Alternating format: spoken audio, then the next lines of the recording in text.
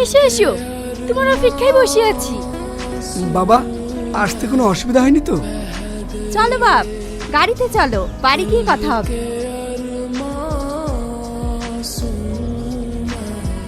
কিন্তু আমার ভাই। তোমার মতন একজন পিলট ফ্লোর ডাক্তার ওই টোটোতে গেলে মান সম্মান থাকবে? আপু ঠিকই তো বলেছে, এসো গাড়িতে ওঠো।